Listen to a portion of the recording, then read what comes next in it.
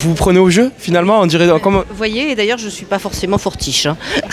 Mais bon, je me prends au jeu, en effet. Et c'est formidable. Ouais, cette exposition par les Allemands un petit peu. Pardon, cette exposition a ça de bien particulier qu'elle est à hauteur d'enfant.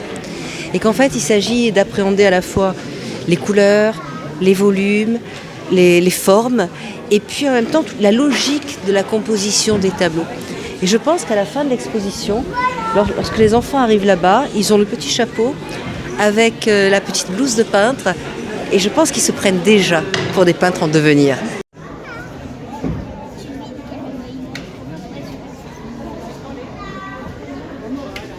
Celui-là, moi, le mien.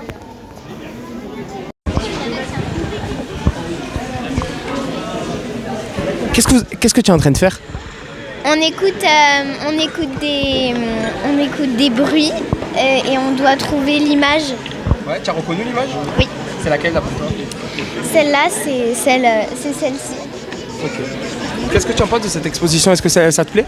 Oui, ça me plaît beaucoup parce qu'on a plein de choses à faire et c'est pas ennuyeux parce que c'est fait pour les enfants. On a plein d'activités à faire et c'est vraiment super. Qu'est-ce que tu as pu faire comme petite activité?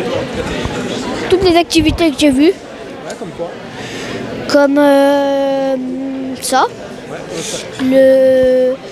un jeu où il fallait reproduire les tableaux, des sortes de puzzles et plein d'autres.